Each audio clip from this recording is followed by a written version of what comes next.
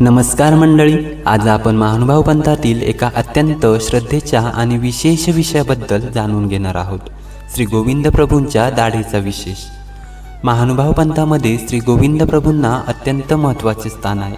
ते पंचकृष्णांपैकी एक मानले जातात आणि श्री चक्रधर स्वामींचे गुरु म्हणूनही त्यांचे विशेष महत्त्व आहे.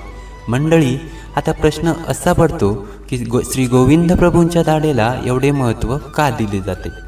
तर परंपरेनुसार श्री गोविंद प्रभू वृद्धावस्थेत असताना त्यांच्या दाढेतील एक दाढ हलू लागली. त्यावेळी प्रभूंनी ती दाढ स्वतःच्या हाताने काढली आणि समोर बसलेल्या एका साध्वीला प्रसाद म्हणून दिली. ही साधी वस्तू नव्हती. भक्तांच्या श्रद्धेनुसार श्री गोविंद प्रभूंच्या प्रत्यक्ष देहसंबंधाने प्राप्त झालेला हा प्रसाद असल्यामुळे त्याला विशेष पवित्र मानले गेले. महानुभाव परंपरेमध्ये प्रभूंच्या देहाशी संबंधित काही वस्तूंना प्रसादरूप महत्त्व दिले जाते. त्यामुळे दाढ ही देखील भक्तांसाठी केवळ एक दात नसून प्रभूंच्या स्मरणाचे आणि त्यांच्या कृपेचे प्रतीक बनली. आजही विशेष प्रसंगी श्री गोविंद प्रभूंच्या दाढेचे दर्शन भाविकांना दिले जाते. उदाहरणार्थ, आषाढी एकादशीच्या दिवशी अमरावतीत महानुभाव आश्रमात दाढेचे विशेष दर्शन आयोजित केल्याची नोंद आहे.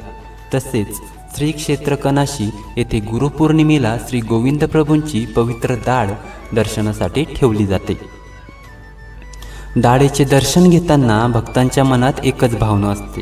ही वस्तू प्रभूंच्या प्रत्यक्ष संबंधाने पवित्र झालेली आहे. तिच्या दर्शनातून प्रभूंचे स्मरण आणि वंदन घडावे. म्हणूनच महानुभाव पंथामध्ये दाढेचा विशेष हा श्रद्धा, प्रसाद आणि प्रभूंच्या स्मरणाशी जोडलेला विषय आहे. जर तुम्हाला हा व्हिडिओ आवडला असेल तर व्हिडिओला लाईक करा, शेअर करा आणि चॅनेलला सबस्क्राईब करा.